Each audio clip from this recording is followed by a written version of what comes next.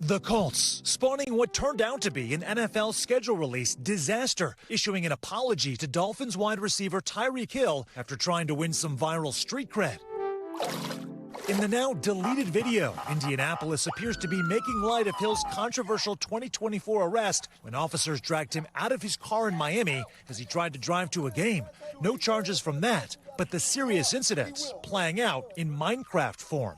Banking on the popularity of the billion-dollar box office hit that's huge among kids, the Colts apparently not getting permission from Microsoft to do that either. The apology to both, telling NBC News they deleted the video because it, quote, exceeded our rights with Microsoft and involved an insensitive clip involving Hill. The all-pro wide receiver not offended, saying the Colts should have left the video up. But no apologies from the Los Angeles Chargers, who did get permission from Microsoft. You see the disclaimer here, before spending nearly 5 minutes trolling pretty much every fan base on their schedule.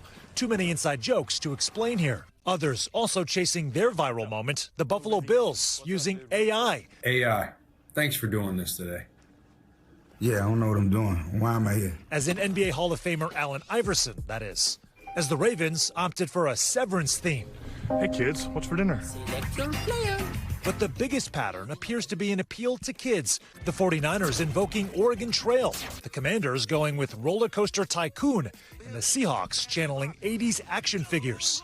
It's a key demographic for the NFL. A 2024 poll of parents with kids under 11 revealing that half say their little ones are fans of the league. But while 2/3 say their kids like to play sports, fewer than half say their kids want to watch sports. The NFL's Ian Trombetta with social media and content marketing says the schedule release video strategy has been a smashing success for all audiences, but certainly reaches younger and newer fans. We've seen so many posts of people saying, I haven't actually watched an NFL game, but I've watched all 32 of these videos, of these schedule release videos.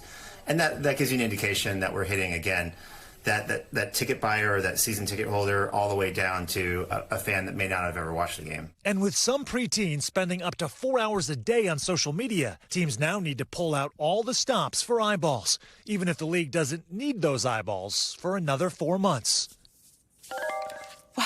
Sam Brock is joining us now. I can't help but notice the final frame of your piece there, Sam, for the first game of the season, which involves the defending Super Bowl champion, world champion Philadelphia Eagles.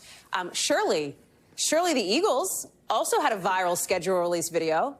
Right? Yeah, they did. By the way, we have a common opponent in this. We both hate the Cowboys. So let me tell you something. I am rooting for the Eagles in the opener there. So you might wonder, like, what kind of team would have the gall to not do all the bells and whistles, That's right. but to just show a Lombardi trophy underneath the theme music from 2001, A Space Odyssey. So they're going back almost 60 years in time. Stanley Kubrick, no doubt, would approve of this. And so it's almost like a theatrical production. And at the very end of this really jaw-dropping reveal of the Lombardi Trophy, we find out the Eagles' schedule release, and we see they're playing the Cowboys on the first game of the year, of course, and then the rest of the schedule popping up. I mean, you got to think, Hallie, a team that would have the confidence to do something like that, they probably got like, what, 7, 8, 9 Super Bowls?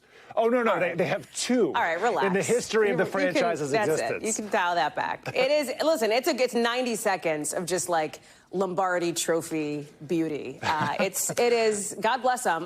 But what's so interesting here, too, is like the NFL more broadly, like they are trying to make schedule release a moment. Like they're trying to make a thing of dropping their schedule for the fall season because as we talk about a lot here on the show, live huge sporting events like this, specifically the NFL, it's one of the last things that people will tune into TV for in like an appointment viewing way. It's huge. The NFL is just masterful in its execution of marketing and really connecting with fan bases. What's so brilliant about this, I mean, we just had the NFL draft. Now they've got an entire event over schedule release. And Hallie, they've sort of unleashed all 32 of the teams to really tap into their own creativity. These videos are hilarious and incredible and creative, and they reach individual fan bases at a time when what's going on right now? You have the NBA playoffs, Major League Baseball is full throttle, and yet we're talking about NFL schedule release videos. Well, they are brilliant at what they do. It's the most popular sport in America, and this is more proof of why. They clearly understand a strategy here.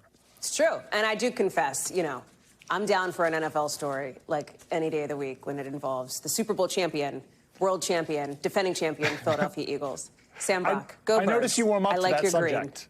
Green. I like your by green the way, sweater. You're welcome for that. Thank you. Thanks for watching. Stay updated about breaking news and top stories on the NBC News app or follow us on social media.